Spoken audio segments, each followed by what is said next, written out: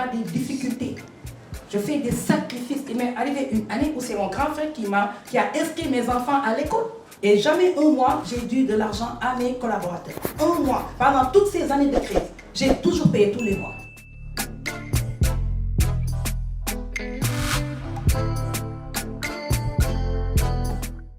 Alors, Madame Diaye, bienvenue et félicitations pour ce brillant parcours. Donc, je vais vous laisser le soin de prononcer tout de même le mot d'ouverture et ensuite nous parler un peu de vos débuts, de l'idée du projet, de la structuration jusqu'à l'implantation du projet au niveau du Sénégal. D'accord, merci beaucoup, Dior. Merci à l'assistance, merci à Maria pour cet entretien très important pour moi, parce que tout ce qui peut impacter le Sénégal et d'une manière générale l'Afrique, la diaspora, c'est important pour moi. Donc comme vous l'avez si bien dit, c'est Mme Diaye Rokhaya. C'est les études de marketing technique de vente que j'ai eu à faire en 1997 à l'Institut l'actuel ESP. Normalement, c'était pour être une responsable commerciale dans une quelconque entreprise. Mais après juste une année d'expérience de travail de freelance, on s'est tout de suite, on a vu qu'on a peut-être des capacités d'entrepreneuriat. Et nous avons voulu nous tester avant tout, essayer de voir ce que ça va donner. Et effectivement, on s'est rendu compte que les capacités sont là. Maintenant, il faut des compétences, il faut aller les chercher. Il faut aussi beaucoup d'abnégation, beaucoup de courage, beaucoup de patience. Et c'est comme ça que tout est parti dans un premier temps, juste le strict minimum en 2004. Au fil du temps, on s'est agrandi. On a essayé vraiment de voir grand, d'aller au-delà de ce qu'on pouvait même espérer. Donc il fallait sortir un peu du Sénégal, aller voir ce qui se passe ailleurs par rapport à notre activité. Qu'est-ce qu'il faut faire vraiment pour se développer. Donc c'est comme ça que ça s'est passé, de fil en aiguille jusqu'à vraiment que l'entreprise devienne ce qu'elle est devenue aujourd'hui. D'accord. Et aujourd'hui, comment était, parce qu'en 2004, on parle encore de freelance. C'était comment le freelance au Sénégal? Le freelance, c'était entre 2000 et 2004. 2004, c'est carrément la création de l'entreprise. Le freelance, c'est quoi? J'avais des notions entre 98 et 99. J'étais commerciale dans une entreprise, donc j'ai eu à côtoyer un peu un métier que j'ai découvert et que j'ai aimé, c'est l'impression, tout ce qui est impression sur tout support. Moi, tout de suite, je suis tombée amoureuse de ce métier que je découvrais au fait, je ne connaissais pas avant. Et là, au bout d'un an et demi, j'ai voulu travailler pour mon propre compte. Je n'avais pas les moyens, donc je travaille en freelance. Je pars, je trouve des commandes par-ci, par-là et je vais sous-traiter. C'est comme ça que je faisais. Et là, ça commence à être grand. Il fallait carrément se lancer, quoi. Et se formaliser. Se formaliser, ouais, ça, il le fallait. Et vous avez commencé par une entreprise individuelle ou... Oui, c'est ça, c'est une entreprise individuelle. C'est une SHIAR, société unipersonnelle à responsabilité limitée. Je suis actionnaire à 100% de cette entreprise. Donc, c'est ça. Mais dès le début, nous avons voulu quand même nous formaliser. Parce que les marchés, il faut être formel. Si on veut décrocher de gros marchés, on ne peut pas rester dans le coin là, à Catimini. Non, pour facturer la TVA, il faut être formalisé. C'est ça. Donc, et vraiment, je n'ai pas regretté. Parce que c'est ce qui a fait qu'en 2011, j'étais dans le coin de travail. On m'appelle pour me dire qu'on vous a cherché partout au Sénégal. Je dis, qu'est-ce qui se passe? Il me dit, non, on est en train d'organiser une cérémonie, les diamants de l'industrie. On est allé à l'ANSD. Ils ont pris là-bas un échantillon de 3000 entreprises dans un premier temps. Après, présélectionné 30. Et parmi les 30, moi, j'ai figuré. Et ils avaient besoin de 10 nominés pour la cérémonie. Et là, ils me cherchaient parce que j'avais déménagé entre-temps et ils n'avaient plus mes coordonnées. Donc, c'est comme ça que ça s'est passé parce que j'étais dans mon coin, je travaillais, mais je le faisais avec les règles de l'art. je faisais mes déclarations fiscales le plus normalement possible. Chaque année, je dépose le bilan. Je vais aussi à ANSD pour déposer le bilan là-bas. Donc, c'est à cause de ça qu'ils m'ont trouvé. Où sont les entrepreneurs? Est-ce que vous faites vos déclarations? C'est important. Donc, alors, là, on parle d'entrepreneuriat en Afrique et au Sénégal en particulier. Ce n'est pas donné, c'est très difficile. Donc, c'est pourquoi, d'ailleurs, il y a beaucoup qui restent dans le freelance avant de se lancer, avant de se formaliser par exemple, SUAL ou bien en SA. Donc, quels ont été vos défis, les principaux défis en entrepreneuriat au Sénégal? L'entrepreneuriat, d'une manière générale, je dirais même en Afrique, est très difficile. C'est très compliqué. Ça fait 20 ans que je voyage énormément partout dans le monde, mais vous vous rendez compte tout de suite que c'est difficile d'entreprendre en Afrique et là au Sénégal, pour plusieurs raisons. Déjà, pour l'accompagnement financier dont tout entrepreneur a besoin, ça pose un souci. La formation par rapport au personnel, on n'a pas tout le temps une main-d'œuvre qualifiée, une main-d'œuvre professionnelle. Quand je dis professionnelle, au vrai sens du mot, il y a énormément de soucis et tout ça, il y a des répercussions dans le travail. L'environnement n'est pas forcément ça. Vous travaillez, vous courez derrière vos clients pour qu'ils vous payent. Vous avez des centaines de millions d'euros et je sais, vous pouvez intenter des procédures, ça ne mène à rien, ou bien ça va prendre des années, vous êtes étouffé, donc c'est très difficile. Mais quand on décide d'apprendre, il faut rester debout, il faut rester fort. Il ne faut pas laisser tomber pour ces difficultés. J'ai eu énormément de soucis, énormément de problèmes, je ne pourrais pas les dire ici. Il y en a comme ça, des montagnes de je ne sais pas combien de kilomètres, mais je dis non, je ne lâche pas. On a beaucoup fait, on a investi notre personne, on a fait beaucoup de sacrifices. Côté famille, côté tout ce que vous voulez, donc on ne peut pas laisser tomber, on continue. Et là, après, on voit le bout du tunnel. Oui. Alors, il faut faire face à ces difficultés. Et nous aimerions vraiment en apprendre plus. Aujourd'hui, comment vous avez fait, en tant que femme surtout, comment vous avez fait pour surmonter ces difficultés? Et n'hésitez pas, si vous avez 2-3 anecdotes, nous sommes preneurs. D'accord. Au fait, moi, je dis que la femme est déjà entrepreneur avant toute chose. Une femme, surtout nous, chez nous en Afrique, vous êtes mariés, vous avez des enfants, vous vous occupez de la maison. Quand je dis la maison, du mari, des enfants, de ce qu'il faut manger, vous vous occupez de tout. Ça, c'est une entreprise. À une petite échelle peut-être, mais c'est une entreprise. Il faut une organisation. Il faut savoir ce que tu veux. Il faut se projeter. Et là, quand on a fait des études et qu'on devient entrepreneur, moi je dis après, il faut appliquer quelque part. Ce n'est pas la même chose exactement, mais pour moi, les femmes ont des capacités énormes d'organisation, je sais pas, pour moi, elles sont plus trucs que les hommes. Hein. C'est pas féministe, mais... Et vous avez le droit d'être féministe. Hein? Oui, mais sincèrement, moi je dis que, parce que quand on voit une femme ici au Sénégal, avec peu de moyens, qui arrive quand même à gérer sa famille, qui se lève tôt, elle va laver ses enfants. Il y a beaucoup de choses qui fait des économies. Quand l'homme là fait n'importe quoi, il regarde gauche à droite. La femme est là à s'organiser, à organiser la famille, à faire de telle sorte que les enfants soient bien, que tout le monde trouve son truc quoi, dans la maison. Donc moi, quelque part, j'ai dit, après on a fait des études, on applique. On reste très persévérante aussi, c'est important. Quand on veut vraiment apprendre et réussir en entrepreneuriat, il faut être persévérant et aller chercher des compétences. C'est important. Quand il y a des problèmes par rapport à ce que vous faites, votre domaine d'activité, il y a des failles, il y a des choses que vous ne maîtrisez pas, il y a un souci. Ça va se répercuter sur les résultats.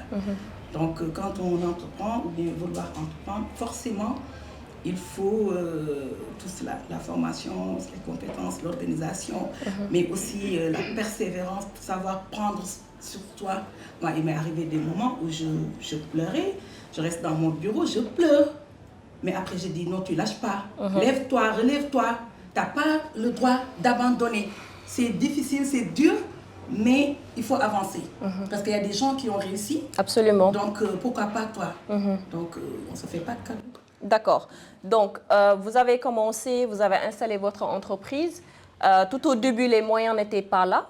Donc, vous aviez en un moment combien de casquettes? Parce que quand on est entrepreneur, on ne déroule pas seulement ce qu'on a appris.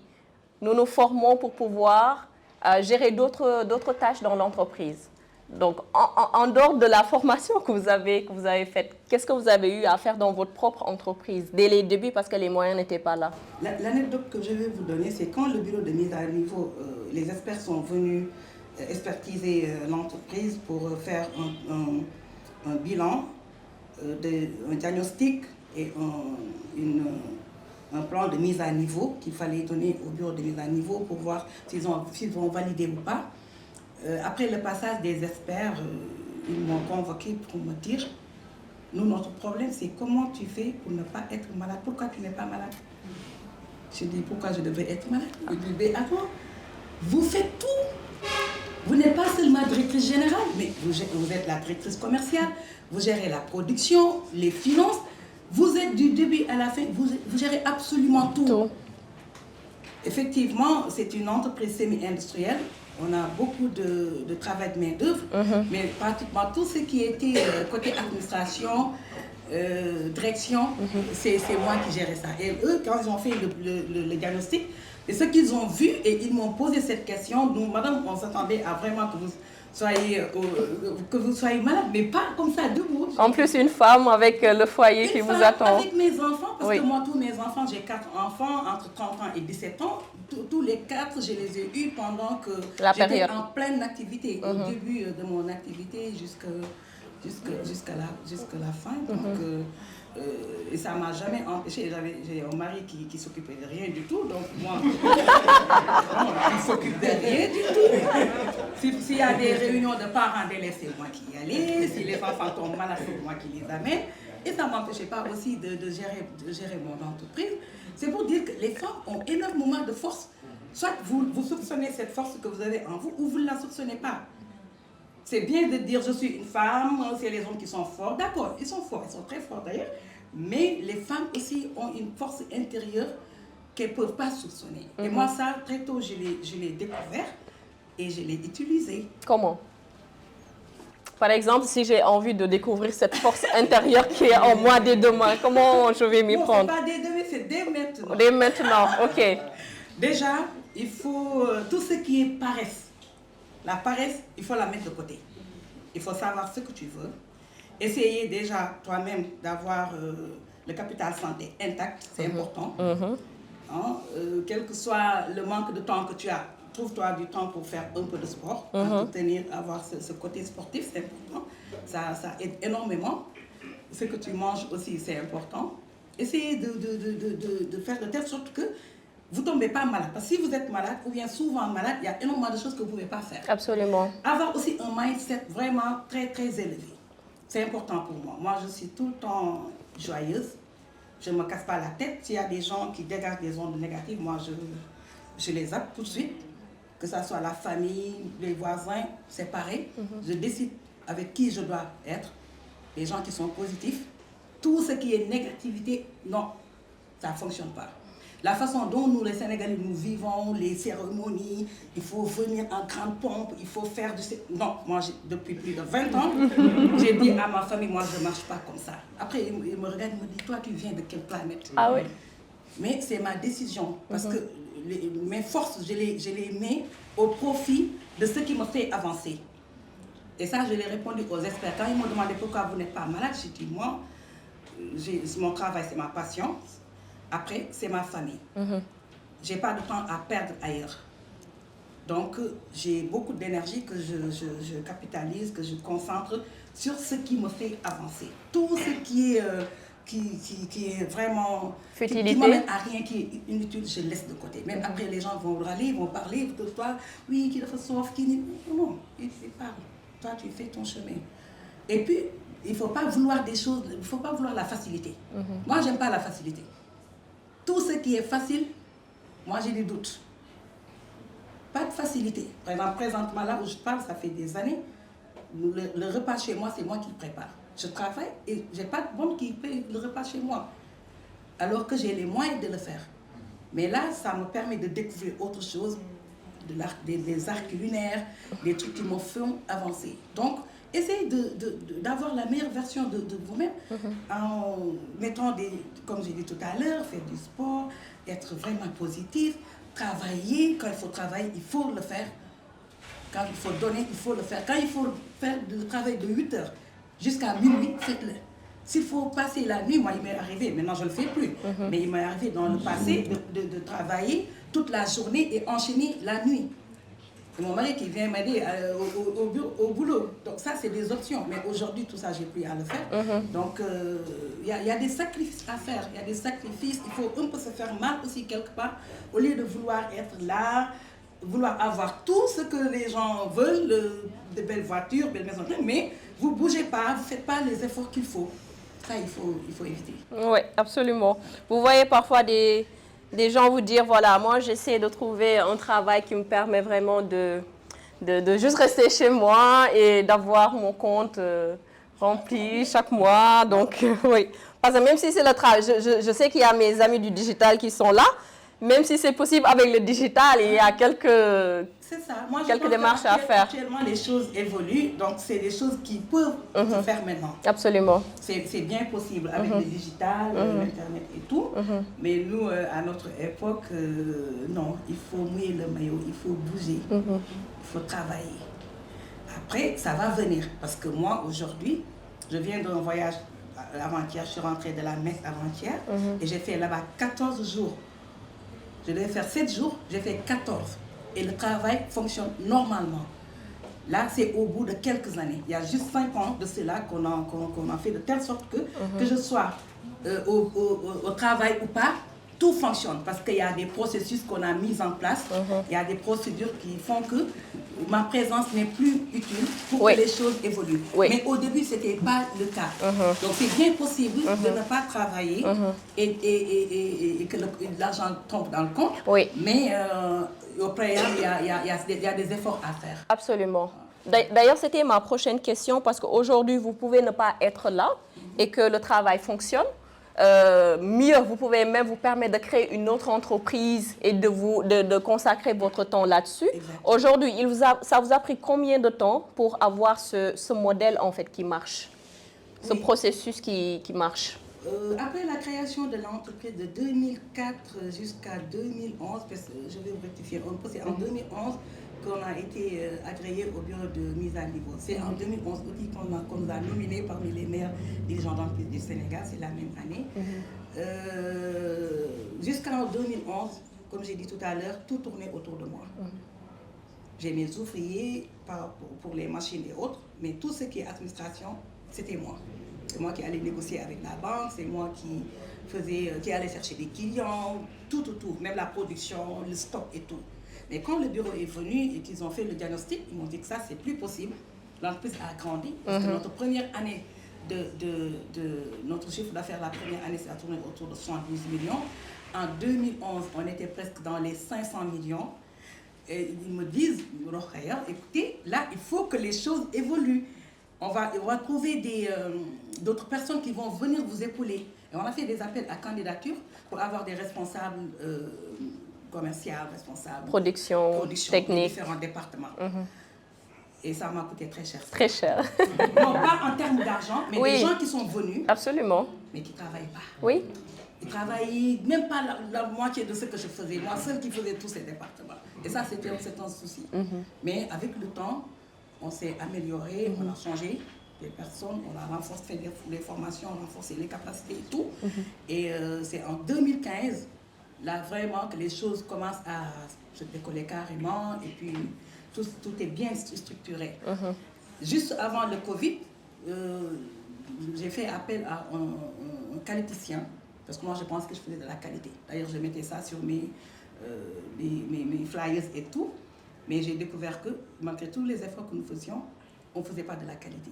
Quand je parle de qualité, la qualité au vrai sens du mot. Avec les normes. Avec les normes. Parce que j'ai fait une petite réunion, j'ai dit à mes collaborateurs, écoutez, pratiquement tous nos clients sont ISO, sont certifiés ISO. Tous nos clients. Et il ne faut pas qu'on arrive un jour où ils nous disent, MPS, vous n'êtes pas certifié, on ne peut plus travailler avec vous. Il faut qu'on aille vers cette certification. Et là, j'ai fait appel à un qualificien qui est venu diagnostiquer, qui nous a montré qu'on travaillait bien, peut-être, d'accord, mais on était loin de la qualité, parce que la qualité, c'est autre chose, les process et autres. Et là, c'est à cause de ça, de cette formation qu'on a fait pour tout le personnel, et pendant des mois, je dirais même des années, qui nous a permis aujourd'hui, que je sois présente ou pas, que l'entreprise fonctionne le plus normalement possible. L'année dernière, entre novembre, mois de fin octobre, j'ai mon deuxième fils qui était très malade, gravement malade. On a essayé de le soigner ici au Sénégal, ce n'était pas possible. Je l'ai amené en France. Et quand je partais, j'avais pris un billet pour 13 jours. Vu qu'il y a ces 2 frères déjà qui sont là-bas, je dis bon, je l'amène. Après, eux, ils vont prendre le relais. Et malheureusement, pour moi, quand on est parti tout de suite, il avait subi déjà au Sénégal 3 opérations. 4 jours après notre arrivée, on l'a interné, on l'a opéré à nouveau. Et le médecin me dit, il est possible que dans 10 jours, on va faire une deuxième opération. Et là, les 13 jours sont devenus 2 mois. Je suis restée là-bas le 29 octobre jusqu'au 1er janvier. Et pendant tout ce temps, l'entreprise a fonctionné le plus normalement possible. C'est parce qu'auparavant, on a pu faire ces trucs de qualité qui a permis que, même si 10 personnes s'absentent, le travail continue. Et que les choses ne tournent plus autour de moi. Autour de vous. Et ça, vraiment, j'invite tous les entrepreneurs qu'ils le fassent parce que c'est important. Parce qu'il y a les entreprises sénégalaises, la plupart du temps, c'est ça le problème. L'entreprise, c'est l'entrepreneur, celui qui a créé, tout tourne autour de lui. S'il est malade, l'entreprise est malade. S'il est absent, moi, il nous arrive de vouloir recouvrer des clients. On nous dit, le directeur est en voyage. Oui. Alors que l'échéance est là. Oui. Il y a un chèque de 20 millions, 30 millions, nous on attend. Oui. On nous dit, le directeur est parti en voyage. Je dis, mais attendez, il est parti en voyage, donc nous, on va rester jusqu'à quand? Ça, c'est un souci. Moi, j'ai voulu voir grand.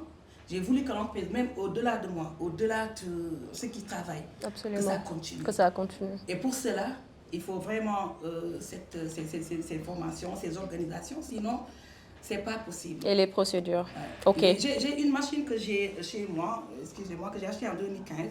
Quand je suis partie en France pour négocier avec le fabricant, il m'a montré une lettre qui datait de 1800.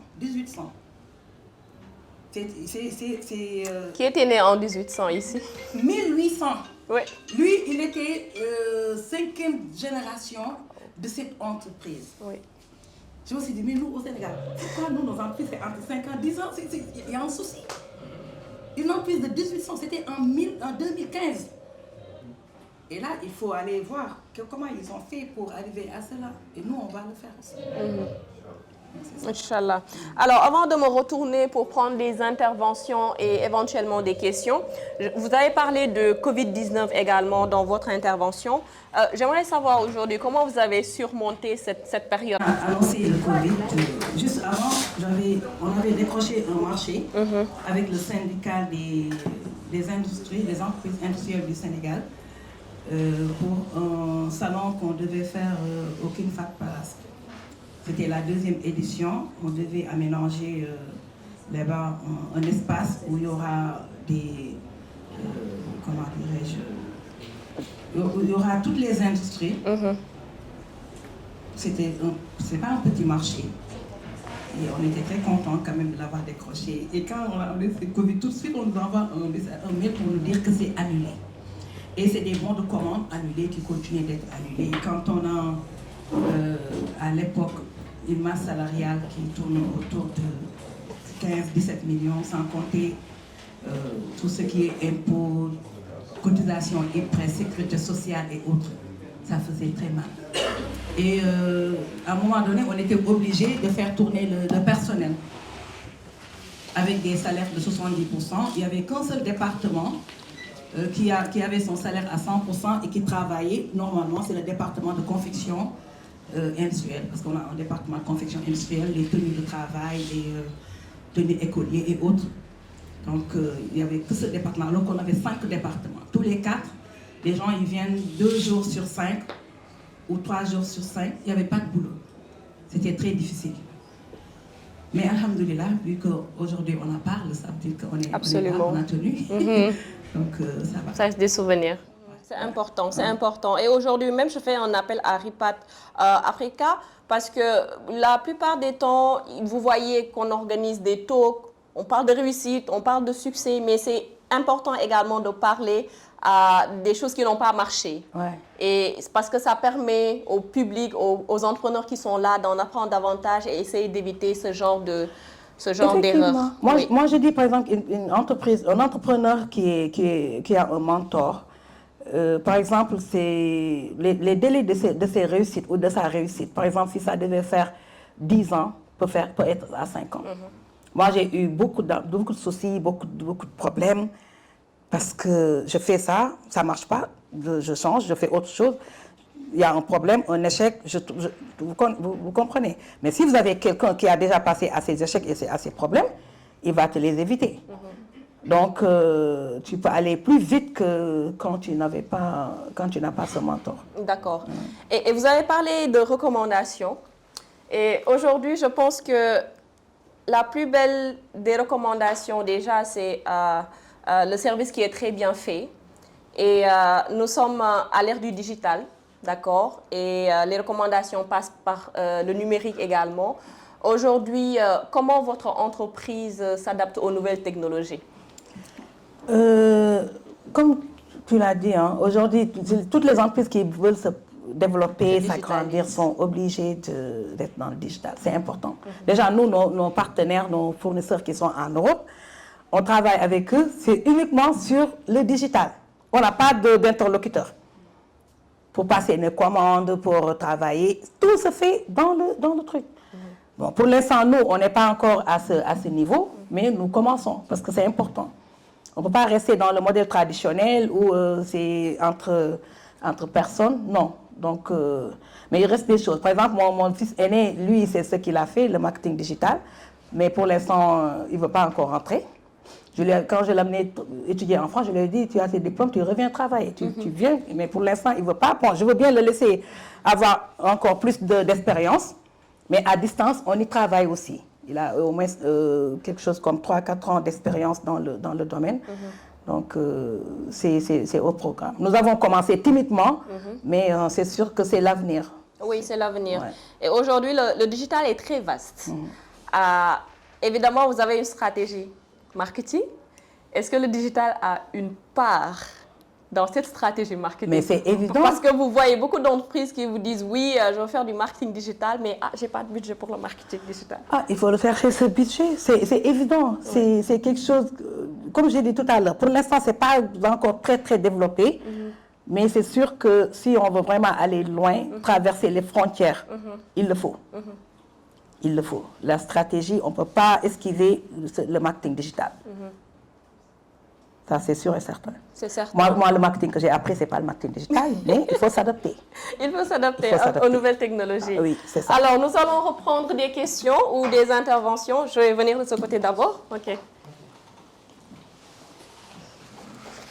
Bonjour Madame Dia. Oui, bonjour. Bonsoir. Bonjour. Merci beaucoup pour votre talk, pour tout votre partage d'expérience. Je me présente, moi c'est Abdel Salim Garba.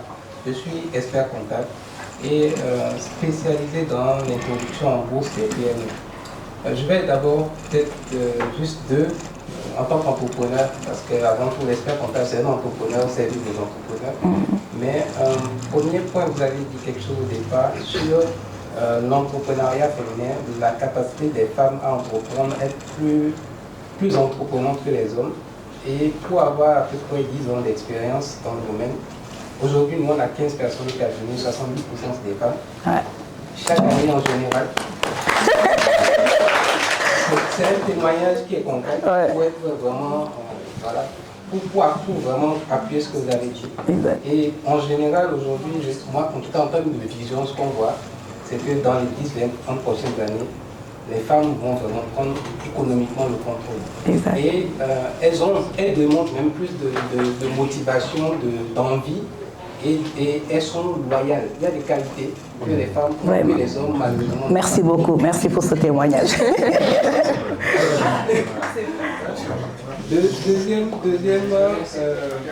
deuxième partage d'expérience pour confirmer, il y a une question qui a été posée. Moi, je suis béninois d'origine. Je suis venu au Sénégal en 2007, juste après mon bac. D'accord. Et je me suis marié au Sénégal, j'ai étudié au Sénégal, j'ai créé mon entreprise au Sénégal. Ça fait plus de 15 ans que je suis ici. D'accord. Et pour être aussi au service des entrepreneurs, aujourd'hui, je ne parle pas du tout Wolof correctement. Après 15 ans, je comprends des mots, j'arrive à m'intégrer.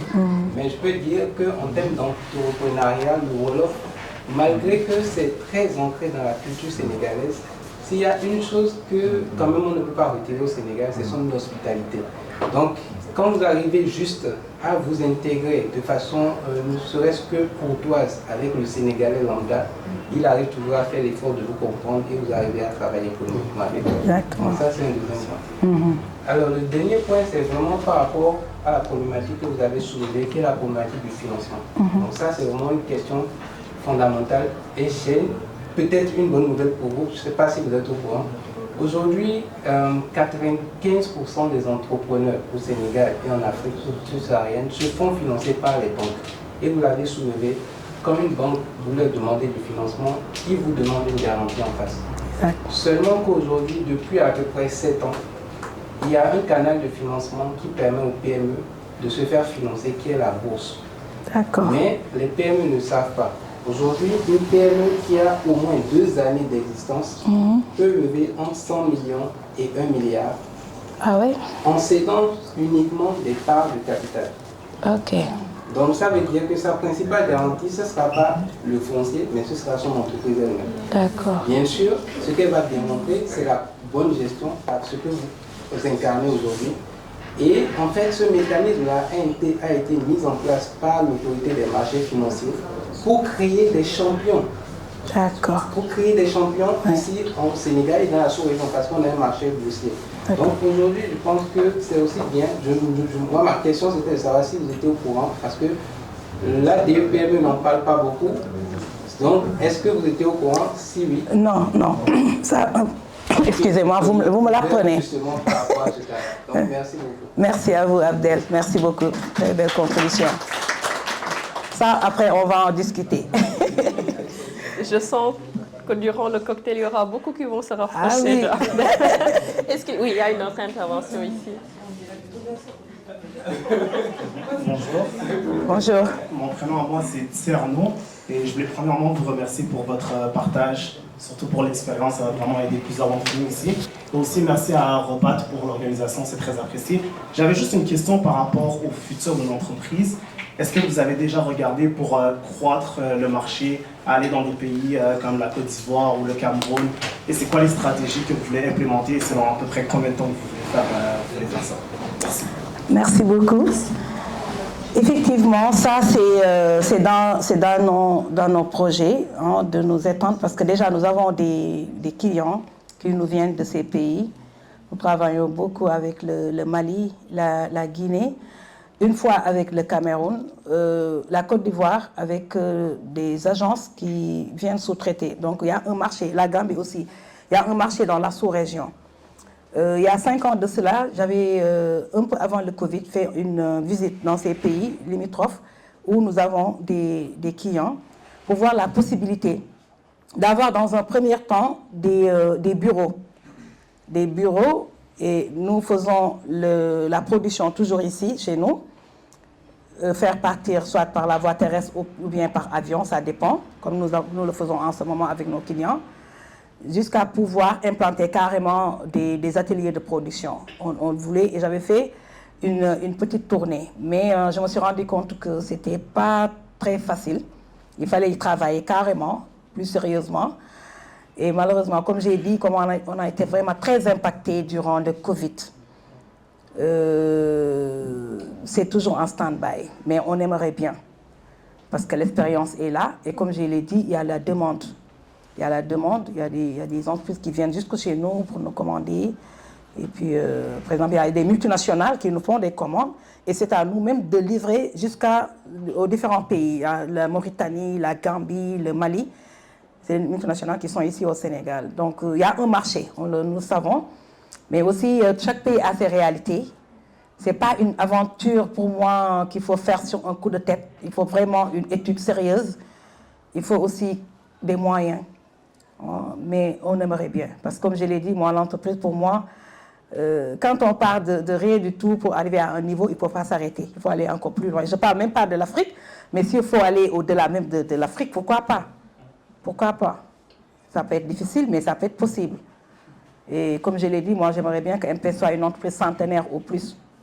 Parce que quand j'ai découvert de l'autre côté qu'il y avait une entreprise qui datait de 1800 et qui existait toujours, ça veut dire que c'est bien possible. Il faut du travail, il faut de la qualité, il faut les compétences requises, il faut y croire aussi. On ne baisse pas les bras, on ne lâche rien, et puis c'est ça quoi. On va le faire. Est-ce qu'il y a une autre intervention? Oui, je vais... Bonsoir. Bonsoir. Félicitations à l'IPAC Afrique. Et pour cette première édition, de nous avoir vraiment apporté cette dame de référence. Bon, Madame Ndiaye, j'avais une question par rapport au PME qui viennent de se lancer et qui essaient de faire avec les moyens du bord. Ma question est la suivante. Par rapport à la structuration de l'entreprise, notamment aux formalisations, est-ce que il serait préférable dès le début de se formaliser ou bien de faire dérouler l'entreprise pendant quelques années pour ensuite essayer de se formaliser? C'était ça ma question. Merci. D'accord. Merci beaucoup à vous.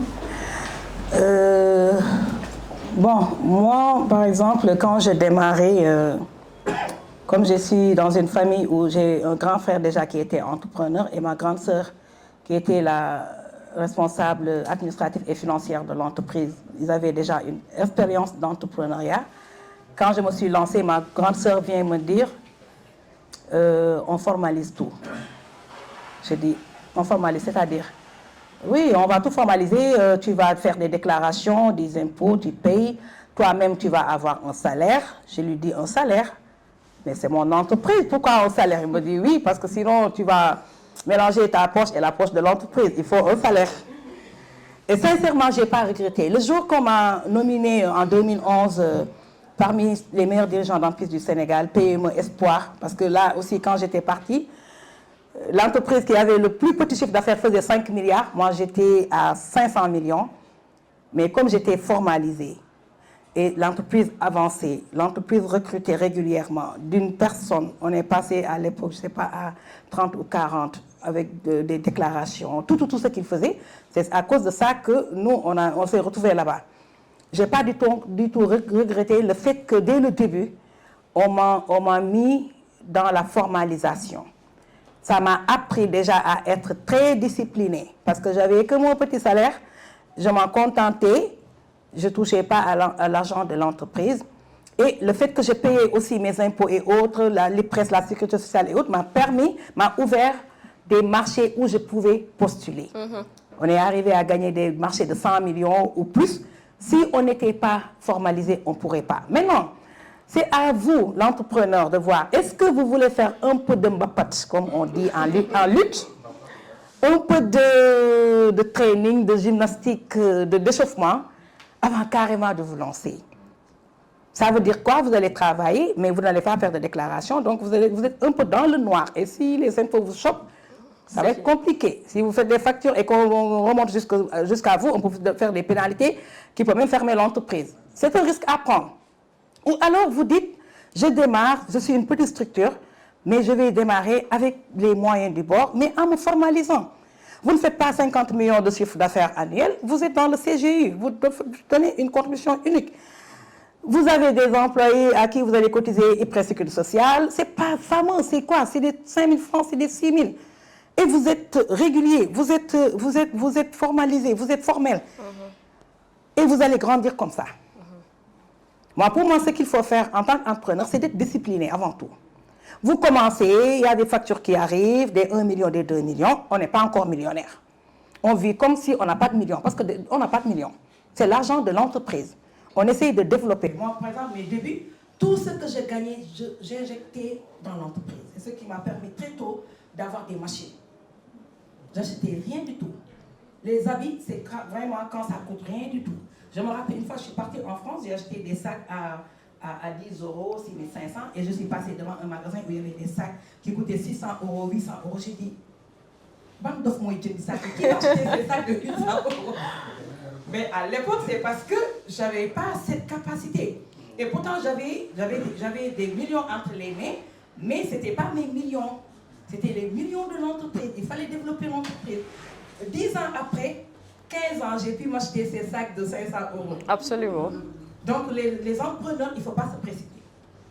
Faites focus sur ce que vous voulez, où vous voulez arriver. Donnez le maximum de vous-même. Formalisez-vous, parce que ça vous permet vraiment de vous agrandir, de progresser et d'avoir des opportunités de marché ou de commande, ou si vous n'avez pas de tutus fiscal ou d'attestation hypersexuelle, vous ne pouvez pas compétir. Il faut éviter. Maintenant, c'est à vous de voir. Si vous dites non, je vais attendre 1 an, 2 ans, 3 ans, c'est vous. Moi, ce qu'il vous faut pour moi, surtout, c'est d'avoir un mentor, un coaching qui va vous éclairer un peu le chemin, qui va vous accompagner. Et n'ayez pas peur. Hein. Les gens qui ont réussi, c'est des personnes comme vous, comme tout le monde. Qui prennent des risques. Qui prennent des risques et qui sont tombés, qui se sont relevés, qui ont fait des échecs, qui ont pleuré, hein, qui n'ont pas pensé que c'était fini pour eux, jusqu'à ce qu'ils arrivent à la réussite. Donc il ne faut pas se précipiter ou vouloir réussir tout de suite ou avoir peur de s'afficher. Parce que moi, il y a des gens qui me disaient, c'est pas sûr, hein, si tu fais des déclarations là, les impôts, ils vont bouffer tout ton argent. Mais attends, on est dans un pays de droit. Tu ne peux pas vivre dans ce pays et dire que je ne vais pas payer d'impôts alors que tu as une entreprise, tu as une structure, tu fais des factures, tu encaisses. Moi, je connais des gens même qui prenaient les TVA, qui ne les reversaient pas. Ah oui. C'est terrible. Et très sincèrement, Madame Ndiaye, très sincèrement, au début, parce que nous tous sommes passés par là, est-ce que les impôts vous ont fait vraiment peur au début? Surtout la première, la deuxième année. Vous travaillez toute l'année et vous calculez la TVA à reverser, l'impôt sur le revenu. Il n'y a pas que la TVA, oui. Il y a les IS et tout. Tu sais, moi, je pense que j'ai un problème avec la peur. Il m'arrive d'avoir peur rarement. Non, parce que c'est un frein pour moi. Pour moi, la peur, c'est un frein. On peut avoir peur, peut-être pas moi. Mais avoir peur des impôts, pourquoi ils sont là pour nous? Par exemple, moi, quand j'ai eu mes difficultés là, j'avais des soucis pour payer les IS. Mais je suis partie les voir. Leur dire. Écoutez, moi, j'ai des problèmes. Le premier problème, c'est qu'il y a quelqu'un qui est venu dans mon entreprise, qui a tout bousillé. Hein. Il m'a fait des dettes de plus de 300 millions. On est allé au tribunal, voici les papiers. Tout est là. Je raconte aucune histoire. Après, le Covid vient. Je me suis battue pour m'en sortir. Après, c'est le Covid qui arrive. J'ai 70 salaires à payer par mois. Et des IPRES et autres.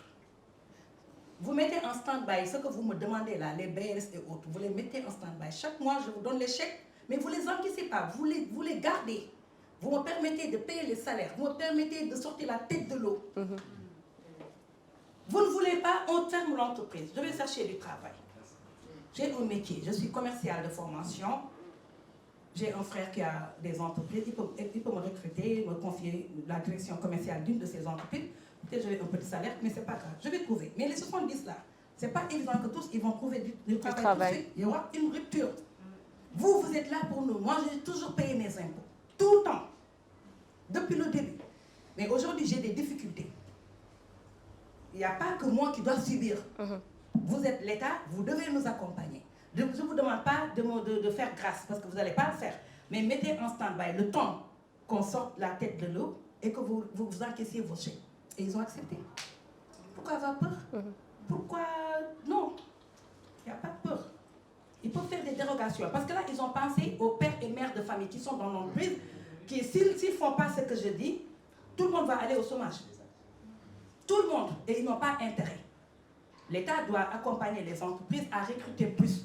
Moi, j'ai une entreprise qui a un grand potentiel de recrutement. C'est à cause de ces soucis, mais sinon, aujourd'hui, on ne devait pas dépasser là. On a des machines. C'est pourquoi on recrute énormément. Rien que l'atelier de confection, il y a plus de 30 personnes là-bas. C'est une grande confection. On peut faire des 500 tonnes par jour. Il y a l'atelier numérique, il y a l'atelier sérigraphie, on a une imprimerie. Donc, c'est une entreprise à potentiel de recrutement.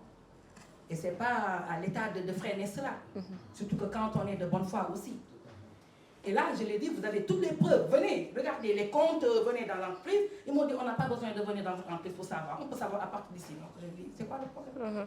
Moi qui suis la directrice générale, unique actionnaire, j'ai qu'un salaire. Et il m'arrive de ne pas le prendre parce que je ne peux pas le prendre. Je paye tout le monde, moi je ne me paye pas. Parce qu'on est en crise, on a des difficultés. Je fais des sacrifices. Il m'est arrivé une année où c'est mon grand frère qui a inscrit mes enfants à l'école. Et jamais un mois, j'ai dû de l'argent à mes collaborateurs. Un mois. Pendant toutes ces années de crise, j'ai toujours payé tous les mois. Et tout ça, je l'ai dit aux inspecteurs.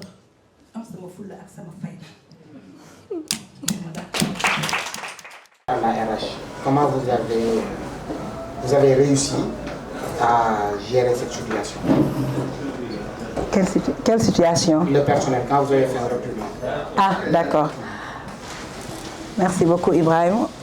Comme je l'ai dit tout à l'heure, c'est des experts qui s'étaient chargés du recrutement de ce personnel responsable qui venait épauler, qui venait aussi apporter leur touche. Donc pendant au moins quelques mois, ils nous ont accompagnés. Ils nous ont accompagnés et heureusement qu'ils ont été là, qu'ils nous ont accompagnés sur ça parce que très rapidement, il y a certains qu'on a changé. Donc effectivement, c'est important. Mais aujourd'hui, l'entreprise a une direction de ressources humaines, donc il n'y a aucun souci. Avant, il n'y en avait pas. Avant, il n'y en avait pas, mais aujourd'hui, c'est bien structuré, il y a tout ce qu'il faut. Mais, Après le changement, donc l'impact, c'est vos nouveaux recrues. oui. Donc ils se sont beaucoup plus impliqués dans le travail, ou bien l'entreprise s'est réorganisée, il a mis des procédures, ou bien Les nouveaux recrues, on a eu la chance d'avoir des personnes déjà qui aimaient ce qu'ils faisaient, parce que ça c'est important. Ce n'était pas seulement des gens qui venaient chercher leur salaire, parce qu'il y a une différence entre venir chercher son salaire et venir travailler et gagner sa vie. Travailler, faire ce qu'il faut. Faire comme si l'entreprise t'appartenait. Avec le temps, on a eu des collaborateurs comme ça et ça nous a beaucoup aidé. Parce que je vais faire rapidement le problème de ressources humaines. Par exemple, on avait un responsable commercial qui m'a coûté plus de 300 millions de dettes. On a atterri au tribunal. Qu'est-ce qu'il fait, le monsieur? Au bout de quelques mois, il ouvre une entreprise parallèle à la mienne, une entreprise concurrente. Il ne démissionne pas, il reste dans l'entreprise. Il reste dans l'entreprise. Tous les devis que nous faisons, ils reprennent les mêmes devis avec des moins 5%, des moins 10%, avec sa structure. À 2 km de mon entreprise, une équipe là-bas, il prend le marché. Nous, on faisait minimum 100 millions de chiffre d'affaires par mois. À cause de ces actes-là, on n'arrivait même plus à faire 50 millions de chiffre d'affaires pour environ 20 millions de charges. Donc, qu'est-ce que je fais? J'allais emprunter parce que je ne savais pas qu'est-ce qui se passait. Bon, bien entendu, il y avait des complices, au moins une bonne dizaine. J'étais obligée d'emprunter au moins pour faire face aux charges de l'entreprise. Et quand j'ai découvert le poteau rose, c'était vraiment, ça faisait très mal. Les dettes étaient à presque 300 millions de francs. Mais alhamdoulilah, aujourd'hui, ça c'était en 2017-2018. Après, on s'est battu, on a travaillé dur. Et quand on a voulu respirer, dire, ouf, ça, maintenant c'est presque fini, c'est là où le Covid est venu. Et j'ai dit, ah, donc c'est pas encore fini. Ça continue. Mais on va rester fort, on va se battre. On ne lâche pas. Parce qu'on est venu de loin, on a vu beaucoup de choses. C'est vrai que là, c'est quand même très dur, mais on ne va pas lâcher pour ça. Et heureusement, aujourd'hui, en 2024, nous avons pu payer toutes nos dettes. L'entreprise est en train de se relancer, donc alhamdoulilah. C'est très difficile le côté ressources humaines. Ressources humaines au Sénégal, c'est dur, mais il y a des gens qui sont bien. Aujourd'hui, moi, mon adjoint, celui qui gère quand je ne suis pas là, qui est le directeur, moi je lui dis, c'est toi le directeur général. C'est une personne intègre. Il travaille bien, il aime ce qu'il fait et il est intègre. Et il y a d'autres qui sont comme lui et c'est les piliers de l'entreprise. Ça, c'est important. Si on n'a pas des collaborateurs comme ça, la plupart du temps, c'est l'échec.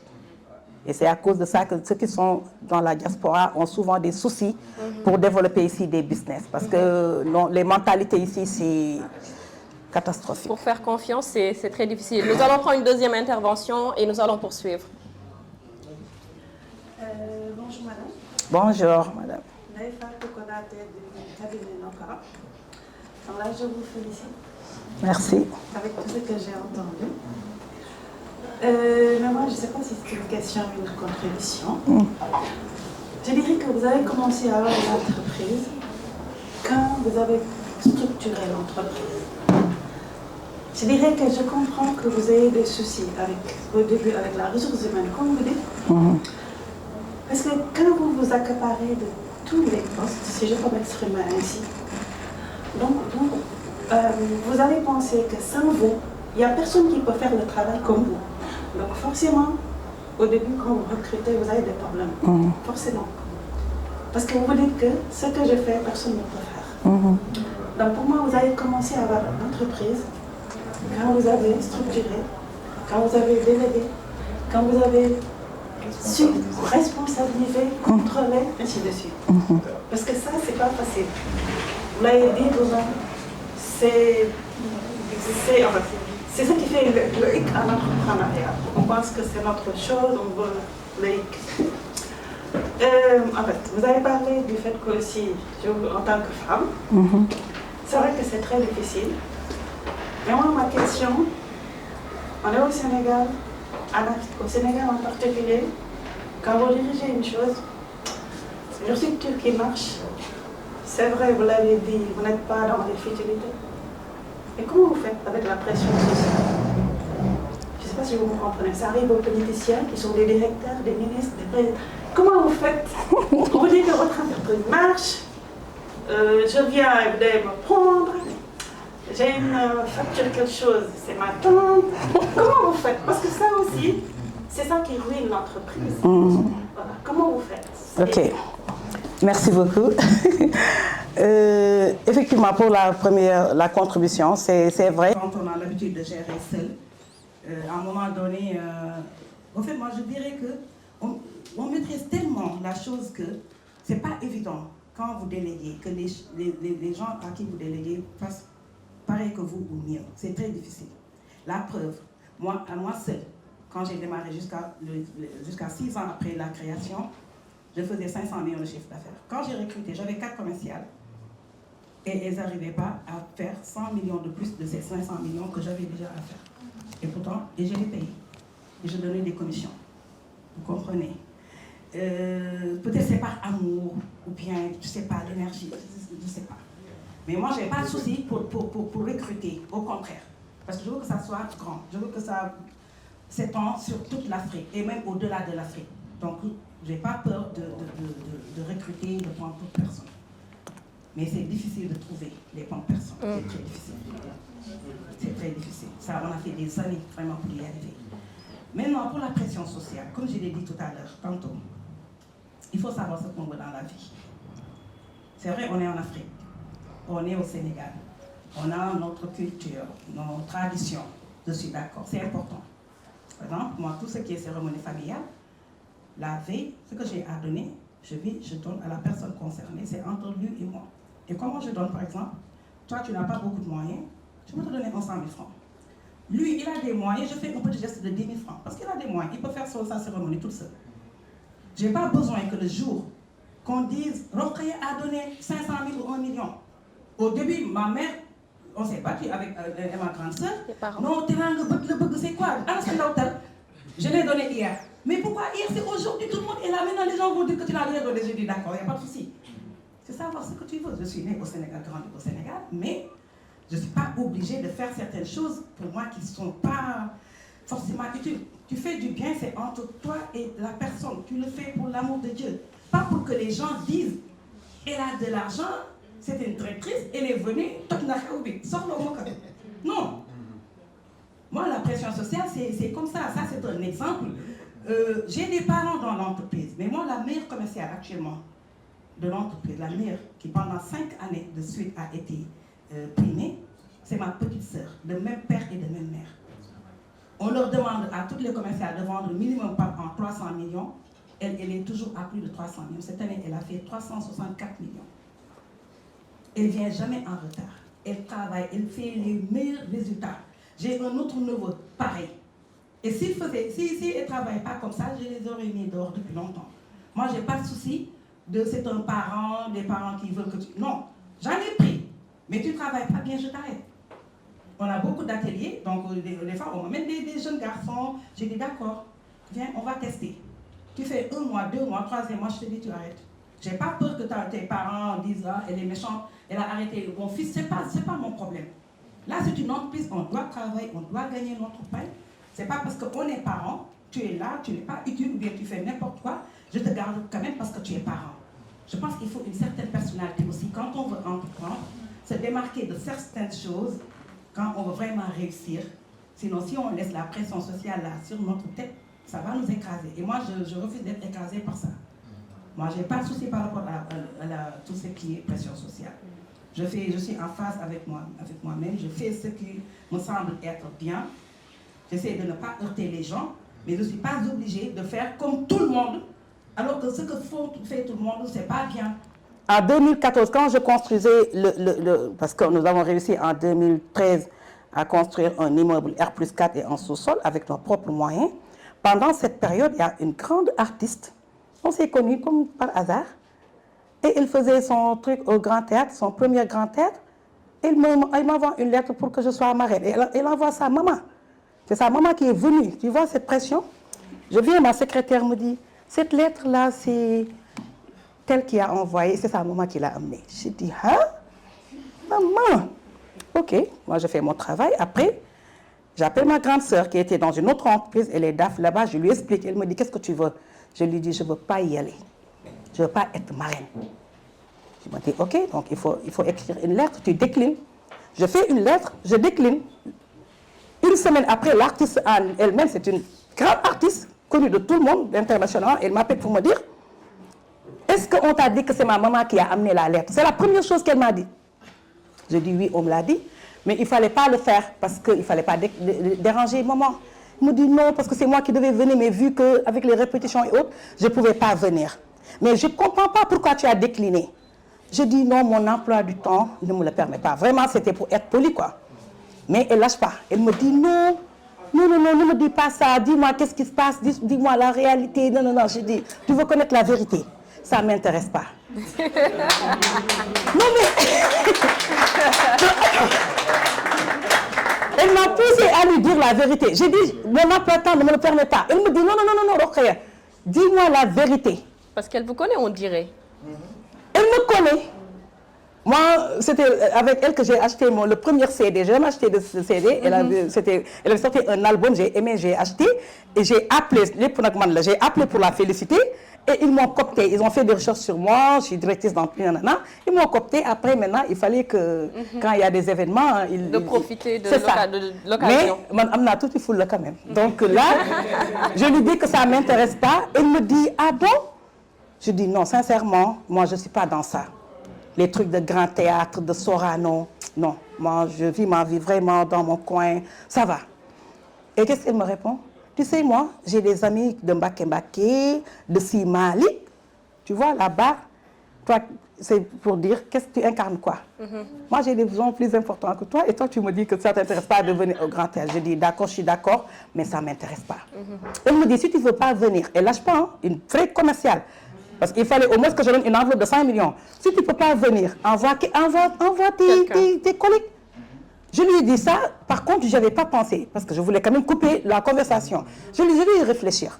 Dès que je coupe, sa secrétaire m'appelle pour me dire, oui, elle m'a envoyé te demander combien de personnes vont venir pour qu'on vous réserve une table. Je dis, personne ne vient. Une table de comment? VIP, quoi? Oui, VIP. Non, c'est l'enveloppe. Hein. Je lui dis, c'est très compliqué. C'est difficile de trouver les bonnes personnes. Soit vous le confiez à quelqu'un, parce que la plupart du temps, ceux qui sont à la diaspora, ils ne veulent pas rentrer tout de suite et ils veulent déjà démarrer l'activité avant de venir s'installer. Donc, il faut des collaborateurs. Mais quels collaborateurs? Moi, ce que j'ai vu par expérience, parce que j'en ai vu énormément, la plupart du temps, ils se font avoir. La plupart du temps. Et ils ne sont pas forcément prêts pour venir et s'installer et faire le travail. Mais non, peut-être ce serait bien de trouver des entreprises déjà qui existent, bien structurées, bien formalisées, et venir prendre des parts. s'associer dans un premier temps.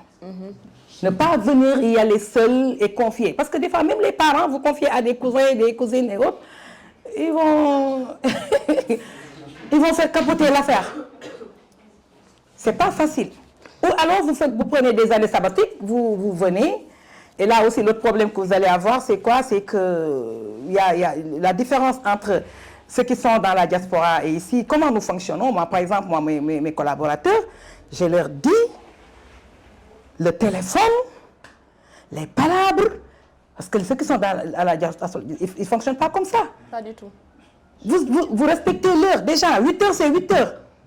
8 heures, c'est parce que vous venez 8 h moins 5 ou 8 h moins 10, vous démarrez le travail à 8 heures. Quand vous êtes en poste, vous ne touchez pas à votre téléphone personnel jusqu'à l'heure de pause ou à la descente. Quand il pleut ou bien il neige, si vous ne venez pas, vous allez payer ce jour. Mais ici au Sénégal, il pleut, tu restes chez toi. Il pleut. Il y a une grève de véhicules. Ah, madame, moi je voulais venir, mais il n'y a pas de véhicule. Tu restes chez toi. Ce n'est pas du tout évident. Tu es au boulot. Moi, il fallait que je mette des trucs d'interdire le téléphone. Si on vous trouve en train de téléphoner ou autre, vous serez sanctionné. Vous êtes obligé de faire le gendarme, de faire ce genre de choses-là, parce que pour eux, c'est naturel. C'est normal, quand ils veulent appeler, ils appellent. Quand on les appelle, ils décrochent. Hein, de temps en temps, ils peuvent sortir, aller prendre le café, acheter le café tout bas, des trucs de ce genre. Ceux qui sont dans la diaspora ne connaissent pas ça. Vous venez, vous êtes en conflit avec les collaborateurs tout de suite. C'est très compliqué. Mais moi, je dis que ce n'est pas impossible parce qu'il faut le faire. Absolument. Les gens qui sont dans la diaspora, la plupart du temps, ils veulent rentrer et développer quelque chose. Et vraiment, c'est tout à fait normal. C'est louable, c'est bon pour le pays et tout. Donc, il faut trouver des solutions. Donc, dans un premier temps, peut-être trouver des associés, des entreprises qui sont réclos. Et après, maintenant, si vous venez et que vous voyez que vous pouvez partir vous seul, vous le faites. Mais créer une entreprise et confier à quelqu'un. Oui. Ah, c'est possible. Il y en a qui sont bien, qui ne vont pas vous rouler. Même nous qui sommes là, on nous roule, on va rouler. Nous qui sommes là au quotidien, dans nos propres entreprises. Ah, c'est pas évident. C'est vraiment dur, mais bon, il faut pas se décourager. Oui. Donc, alors, pour la dernière question, avant de venir au mot de clôture, j'aimerais que vous regardiez la caméra parce que je veux que la diaspora également puisse entendre. Alors, quel conseil donneriez-vous aux entrepreneurs et à la diaspora également qui veulent rentrer ou investir en Afrique et plus particulièrement au Sénégal? C'est comme ce que j'ai dit tout à l'heure. Hein. Il faut bien y réfléchir, faire un business plan, y travailler, le préparer, ne pas le faire sur un coup de tête. Il ne faut pas le faire sur un coup de tête. Et puis, essayer par rapport au domaine d'activité que vous êtes, parce que tous les domaines ne sont pas les mêmes. Vous voulez faire, par exemple, de l'impression, comme moi, ce que je fais. Essayez de trouver des entreprises qui sont dans l'impression, d'investiguer, de poser des questions, de voir si c'est possible d'avoir un partenaire avec qui travailler. J'insiste sur cela. Parce que si vous venez seul, vous confiez à quelqu'un, ou bien vous voulez le faire à distance, la plupart du temps, il y a des échecs. Terribles. C'est beaucoup d'euros que vous perdiez, et puis ça fait très mal. Donc, rapprochez-vous des entreprises qui sont dans le même domaine d'activité que vous voulez faire, et essayez de trouver des partenaires, des associés, au moins dans un premier temps, avant de se lancer en solo, quoi. Avant de se lancer en solo. Donc, avant de vous donner le mot de la fin, je vais quand même permettre une dernière intervention. J'avais vu une main levée ici. Oh, il y a une deuxième derrière. Ah, une troisième ici. Ok, on va voir. Salam alaikum. Alaikum salam. Moi, je m'appelle Lenzma. Je viens de la France. J'ai ouvert mon entreprise. J'ai ouvert un centre de formation, maquillage, coiffure, tout ce qui est dans le domaine de la beauté, à Sacré-Cœur. Et moi, j'ai envie déjà de vous dire merci. Parce que là, aujourd'hui, limite, vous m'avez mis une claque, vous m'avez réveillé. Parce que ces derniers temps, je fais face à certains problèmes dans mon entreprise, que ce soit avec mes employés, comment ils gèrent, etc. Comment ils sont en train de travailler, ça ne me convient pas. Avant, j'arrivais à renvoyer facilement. Là, limite, j'arrive pas. Parce que c'est des gens qui ont des responsabilités. C'est la seule personne qui travaille dans la maison. Il y en a, ils n'ont plus de mari, ils ont des enfants. Je me dis aujourd'hui, si je ne les paye plus, et ben demain, limite, ils ne vont pas manger et je culpabilise. Alors que j'ai dit une fois à une de mes employés, j'ai dit, je t'aime bien, tu travailles bien, mais tu ne sers à rien. C'est parce que tu es gentil, mais tu ne travailles pas comme moi j'ai envie. Et j'ai l'impression qu'après, sans faire exprès, mon entreprise qui est montée, elle est en train de plus descendre que monter, surtout avec les problèmes politiques du pays. Comme moi, c'est des jeunes filles qui viennent apprendre. Elles viennent des quartiers comme Yembel, Guédioua et Pikine. Donc, comme vous disiez, il n'y a pas de transport. Elles ne peuvent pas venir. Mes employés, pareil. Il pleut. Aujourd'hui, j'ai un décès, ma tante. Une fois, mon père, il est décédé. Je lui ai dit, mais t'as combien de pères? Parce que elle me dit, non, lui, c'est le père de mon mari. Ça, c'est, comme vous avez dit, la cousine. Je lui ai dit, mais j'ai un mariage, je lui ai dit, il se lève le matin, je regarde les caméras, je lui ai dit, mais pourquoi il n'y a personne? Il est 9h. J'ai dit que moi, je veux qu'on ouvre les portes à 9h. Oui, mais j'ai eu un problème, que des soucis. Donc moi, je me lève rapidement, ou si je faisais quelque chose, parce que je vis seule avec mon enfant, c'est-à-dire qu'il faut que je m'occupe d'elle d'abord le matin et que je vienne travailler. Ça veut dire que je dois tout laisser, courir et partir. Et en ce moment, je me sens, moi qui est une fille qui court partout, qui fait tout pour réussir, là, je me sens fatiguée à cause de mes employés. Mais aujourd'hui, le fait là, que je vous ai écouté, que vous nous avez parlé, ça m'a donné des petites idées. Moi qui, même à un moment, je me disais jamais je vais lâcher, il y a quelques jours, je me suis dit je vais fermer. Et on va voir ce que je peux faire. Mais c'est pas la solution, quoi. Il faut faire la part des choses en matière de... Parce que là, vous pensez, eux, à leur salaire, ce qu'ils vont amener chez eux. Mais si vous ne travaillez pas, ils ne vont rien amener chez eux. Et vous allez fermer. Et ça, vous ne pouvez pas vous le permettre. Il faut faire la part. Vous travaillez, ce n'est pas un truc de bienfaisance, je ne sais pas quoi. Non. Il faut des résultats. Les collaborateurs qui n'apportent pas ces résultats, s'ils ne font pas d'efforts, il faut s'en séparer. C'est aussi simple que ça. Ce n'est pas parce que vous êtes gentil, que vous voulez les aider, que ça va faire tourner votre entreprise. Et vous avez besoin de tourner votre entreprise, de la développer. Il faut de bonnes personnes. Il faut de bons collaborateurs. Moi, une fois, j'avais mis à pied ma petite sœur là, qui est devenue performante. 5 jours de mise à pied. Elle pleurait tellement que ma mère m'a appelé pour me dire « Il est là en train de pleurer. » J'ai dit « Ah oui, elle pleure encore. » Mais elle a qu'à continuer. Ce qu'elle a fait, si c'était une personne, quelqu'un d'autre qui l'avait fait, je l'aurais fait la même chose, mise à pied. C'est pas parce que c'est ma petite sœur. Mais depuis, elle a compris et elle a donné sa meilleure version. Donc, les collaborateurs, il faut qu'ils soient francs. Et je vais te dire une chose, je suis sénégalaise, 100%. Née ici, grandi ici. Je n'ai pas étudié à l'étranger. Mais les Sénégalais, la plupart du temps, ils ne travaillent pas. Mais ils sont intelligents, ils sont malins. Peut-être pas intelligents, mais malins. Ils vont faire comme s'ils travaillaient. Ils vont t'amadouer. Ils vont être gentils avec toi. Jusqu'à ce que tu dis, ah, lui, il est gentil. Tu ne vas plus voir ses tares et les problèmes qu'il t'apporte. Tu vas voir que la gentillesse qu'il te montre. Tu n'as pas besoin de sa gentillesse. Tu as besoin qu'il soit performant, qu'il soit compétent. C'est avec ça que ton entreprise va se développer. Les trucs de sentiments, là, tu me les mets de côté. Alors, juste là, c'est ça. Et ensuite, la dernière intervention, ce sera ici à gauche. Ah oui. OK. Est-ce que vous pouvez vous lever et parler un peu fort, s'il vous plaît? Voilà, super. OK. Alors, moi, j'ai une question qui est un peu exclusive par rapport au monsieur. En fait, j'aimerais savoir quelle est l'attitude à tenir en tant que femme, en tant que patronne, en tant que directrice, à l'égard de ses collaborateurs qui ne sont pas forcément des femmes. Quelles sont en fait les qualités, quel est le style de management qu'il faut avoir en entreprise pour réussir sans pour autant en fait vouloir imposer sa féminité ou en fait que les hommes pensent qu'en fait il y a un femme qui rentre avec eux. En fait, comment est-ce qu'il faut gérer les émotions? Comment est-ce qu'il faut régler les conflits en tant que femme, chef d'entreprise? D'accord. Merci beaucoup. Pour moi, il n'y a pas de séparer les hommes et les femmes dans l'entreprise. Je ne fais pas de différence. Moi, je ne fais pas de différence. Maintenant, le modèle en tant que chef d'entreprise féminin, femme, donne le meilleur de toi. Sois performante. Et ce que tu ne veux pas que tes collaborateurs fassent, ne le fais pas.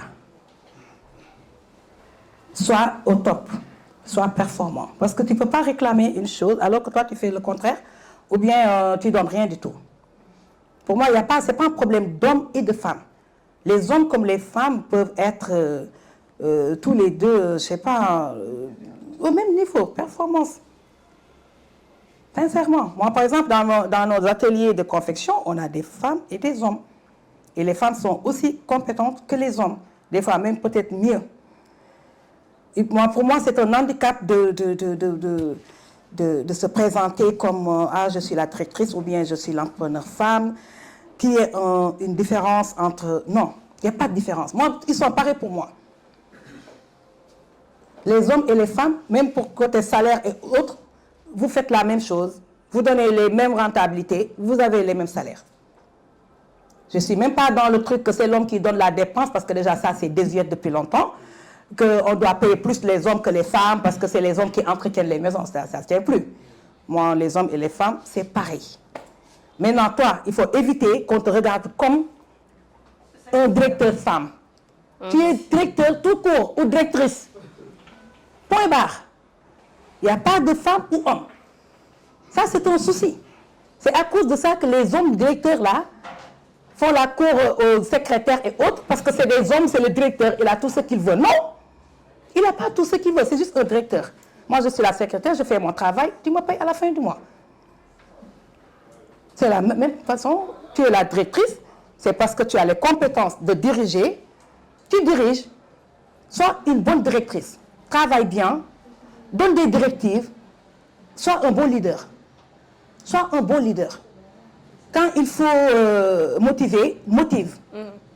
Par exemple, moi, mes commerciales hier m'ont appelé pour me dire que madame, on a fait un chiffre d'affaires de 105 millions. Là, la responsable me dit, j'avais promis aux filles qu'on va manger chez Planchard aujourd'hui. C'est hier qu'elle m'a appelé pour me dire ça. J'ai dit, mais je suis parfaitement d'accord, allez-y, allez manger chez Planchard. Et là, au retour, ils ont fait une vidéo. Elles ont fait une vidéo, ils chantaient dans la voiture, elles étaient contentes. C'est bien. Ça, un bon leader motive. Quand les gens travaillent bien, dites-leur, c'est bien. Bonne continuation, je suis fière de vous.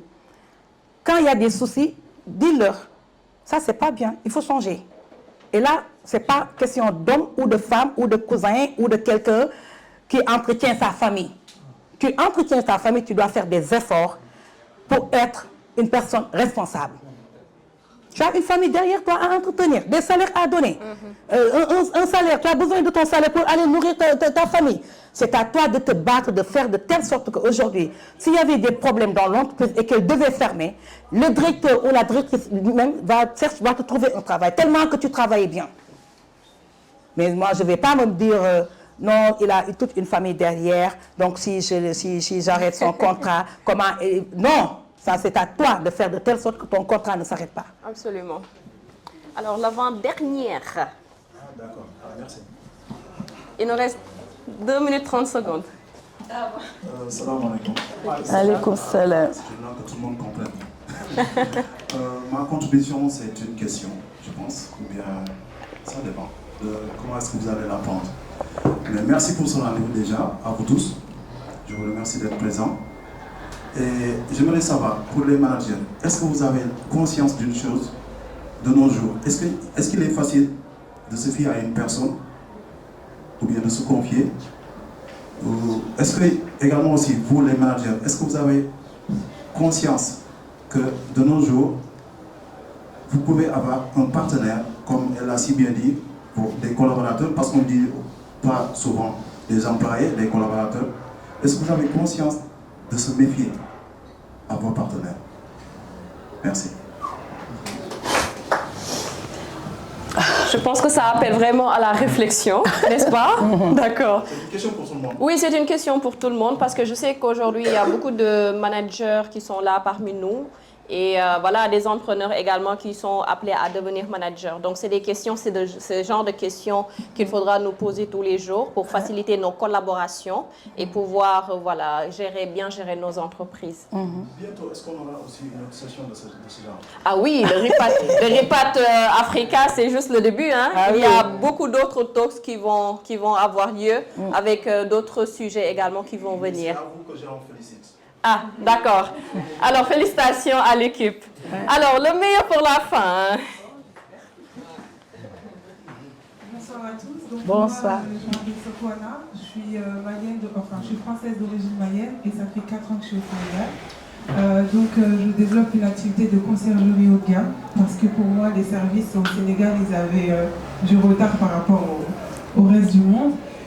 J'évolue du coup avec des personnalités qui sont plutôt influentes et qui cherchent une certaine qualité de service parce que pour moi, quand je suis rentrée en Afrique, j'avais vu qu'il y avait vraiment un potentiel sur le continent mais qui était limite inexploité, ou sinon il y avait ce problème de qualité où les gens ils étaient tout le temps là en train de dire Graoul, le fameux Graoul, ouais. Ouais, les fameux Graoul, ils arrivaient en retard, pause à taille à toutes les 5 minutes et comme elle le disait, ils s'absentaient pour tout et n'importe quoi. Déjà merci parce que comme elle le dit, c'est beaucoup d'inspiration, beaucoup de courage parce qu'à par moment on a envie de lâcher l'affaire, on a envie de dire pourquoi je me prends la tête. Rien que la semaine dernière j'ai vendu 3 terrains pour pouvoir assumer en pleine crise et je me suis dit en fait on va pas lâcher l'affaire parce que c'est chez nous et on a besoin d'investir, on a besoin de comprendre, on a besoin de rentrer parce qu'en même temps en France il y a les plafonds de verre. Et on va pas se mentir, il y a la fuite des cerveaux dans l'autre sens aussi. C'est-à-dire qu'à un moment donné, on est obligé de rentrer chez nous et de mettre nos compétences à contribution. Et c'est bien d'avoir des personnes comme vous et de se sentir, de dire que le pays a des compétences, il y a des ressources et il faut qu'on se lie. Donc merci au RIPAD de créer ce genre d'initiative.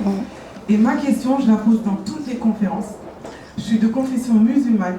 J'ai quitté l'économie française parce que je ne voulais pas faire riba. Et aujourd'hui, quand je rentre en Afrique, je me dis je suis un riba fois 5.